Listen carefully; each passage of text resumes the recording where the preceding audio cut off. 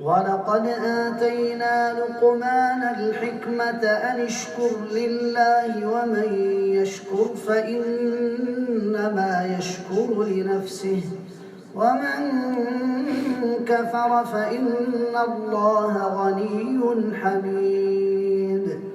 وإذ قال لقمان لابنه وهو يعظه يا بني لا تشرك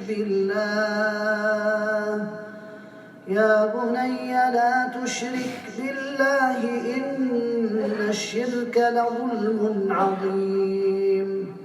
ووصينا الإنسان بوالديه حملته أمه وهنا على وهن وفصاله في عامين أن اشكر لي ولوالديك إلي المصير. وإن جاهداك على أن تشرك بي ما ليس لك به علم فلا تطعهما وصاحبهما في الدنيا معروفا واتبع سبيل من أناب إليه ثم إلي مرجعكم فأنبئكم بما كنتم تعملون.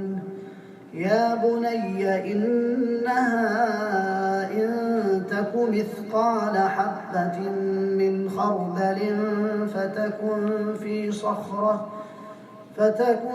في صخرة أو في السماوات أو في الأرض يأت بها الله إن الله لطيف خبير.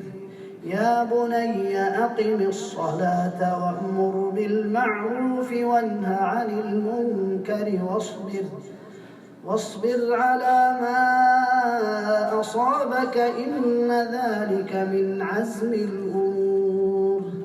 ولا تصعر خدك للناس ولا تمش في الأرض مرحا إن الله لا يحب كل مختال فخور.